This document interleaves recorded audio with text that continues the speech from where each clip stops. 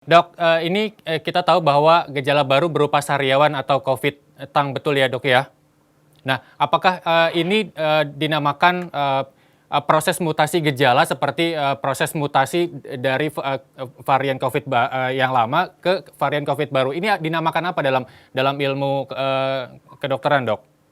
Ya, jadi virus COVID-19 itu gampang sekali bermutasi. Jadi Oke. namanya mutasi begitu.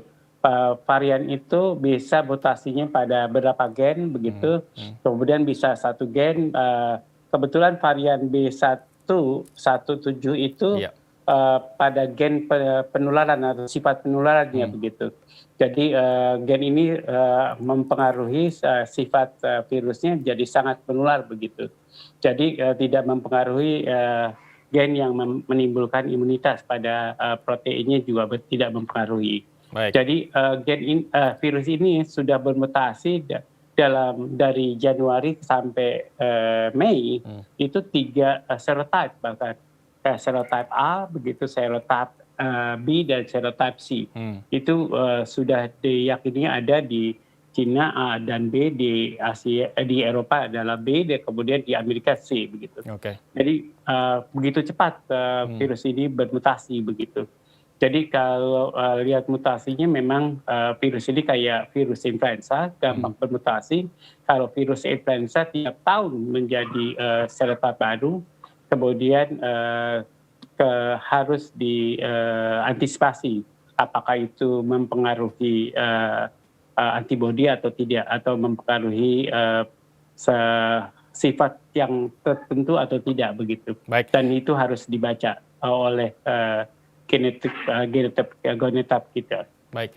Dok, di Asia sudah mulai terdeteksi virus varian COVID-19 baru ini, kalau nggak salah di Singapura dan di beberapa negara lain. Ada kemungkinan Indonesia ini kita bersiap untuk menghadapi varian virus corona baru ini, dok?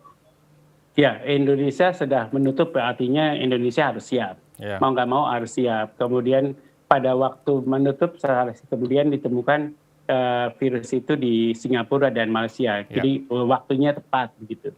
Kemudian mudah-mudahan tidak ke Indonesia, tapi masalahnya adalah Indonesia sekarang sudah membentuk tim surveillance yang untuk mengawasi genotyping dari virus varian baru ini. Itu akan dibentuk orang-orangnya atau surveillance-nya di setiap rumah sakit besar, kemudian diperiksa genotyping-nya. Kita punya alat sequencer yang banyak di seluruh Indonesia, hampir semua universitas negeri yang besar punya sequencer, UI punya 2, kemudian Eijkman punya 1, kemudian semua sequencer itu bisa memeriksa varian ini. Baik. Cuman ahlinya itu hanya sedikit begitu. Baik. Apakah dengan alat apapun dengan sarana prasarana yang tadi Anda sebutkan, Indonesia mampu? Karena saya bacakan data ya dok ya, Indonesia peringkat ke-85 penanganan COVID-19 dengan skor rata-rata 24,3%. Apalagi dengan varian virus corona baru. Seberapa besar optimis Anda dengan tim sesama epidemiolog untuk optimisme Indonesia menahan virus corona varian baru di Indonesia, dok? Ya, jadi saya belajar dari serotyping sebelumnya, waktu SARS 1 juga kita sudah membentuk tim itu. Masalahnya adalah biaya begitu. Oke. Untuk mendapatkan atau men-screening varian baru ini memerlukan biaya yang banyak begitu. Jadi Indonesia terkendala dengan biaya. Kalau ahlinya kita punya banyak, kalau alatnya kita punya banyak. Ya, cuman biayanya ya kita terbatas begitu. Baik. Apakah sudah ada pendekatan dengan pemerintah, rekomendasi-rekomendasi yang disampaikan dari Anda sebagai epidemiolog dengan Indonesia sedang berperang membeli vaksin dari berbagai negara dengan dana yang tidak sedikit, dok? Apakah ini mungkin masih juga menjadi pesimistis epidemiolog untuk melakukan hal itu, dok? Ya, jadi wabah yang sudah besar itu akan konsekuensinya akan menimbulkan biaya yang penanggulangan yang besar. Jadi kalau sekarang sudah 1 juta, jangan ditunggu lagi 1,5 juta, Ya, jangan ditunggu sampai 2 juta, biaya penanggulangannya akan lebih besar. ya. Sekarang kita sudah membeli vaksin, belum lagi dia meningkatkan jumlah tesnya, belum lagi mengkarantina kasusnya, mengisolasi kasusnya, rumah sakit yang harus disediakan akan memakan biaya yang besar. Belum tenaga tracingnya begitu. Tenaga tracingnya akan dibutuhkan juga yang banyak karena kasusnya semakin banyak. Jadi jangan menunda-nunda penanggulangannya, kira-kira begitu. Baik, Dok, tadi pertanyaan yang sempat tertunda, saya baca di WHO mengatakan bahwa 7 gejala baru yang tidak berkaitan dengan fisik tapi seperti kebingungan, depresi, gangguan dan sebagainya. Apakah ini berlaku untuk hanya virus COVID-19 ataupun virus-virus lain juga bisa menyebabkan gejala di luar gejala fisik seperti pusing, terus kemudian diare dan lain sebagainya, Dok? Ya, jadi itu adalah gejala yang subjektif ya. Oke. Seperti pusing, kebingungan, kelelahan, itu sangat susah, sangat individualis karena itu sangat subjektif. Hmm.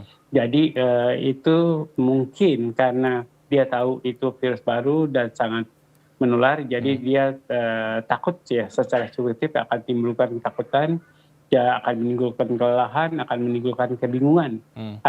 Apalagi kalau dia kena kasus sedang begitu, akan menimbulkan kebingungan. Kalau kasus ringan sih saya pikir tidak akan menimbulkan gejala kebingungan. Baik, Dok, ini di Indonesia angkanya sudah sangat tinggi, terus kemudian angka sembuh juga kita optimis banyak yang meningkat begitu. Apakah penyintas virus COVID-19 atau let's say virus-virus yang lain masih bisa terjangkit kembali, Dok? Ya,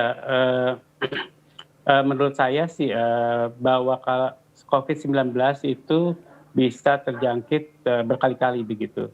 Sekali tidak menimbulkan imunitas, kalau dengan jarak tertentu dia baru menimbulkan imunitas begitu.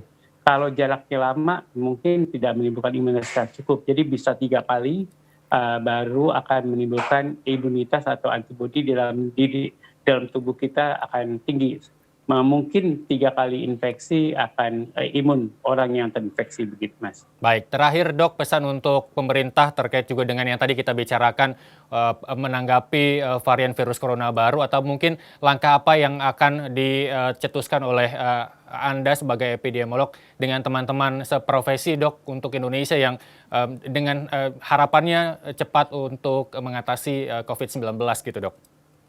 Ya, jadi sekarang kita berhadapan dengan virus yang gampang sekali bermutasi. Oleh karena itu, tim yang dibentuk dalam pengawasan surveillance genotyping mungkin harus siap-siap mengawasi terus-menerus, bukan karena virus varian baru, tapi walaupun tidak ada varian baru, tetap kita awasi genotypingnya, karena memang virus ini gampang bermutasi. Jadi itu wajib dilakukan di semua negara.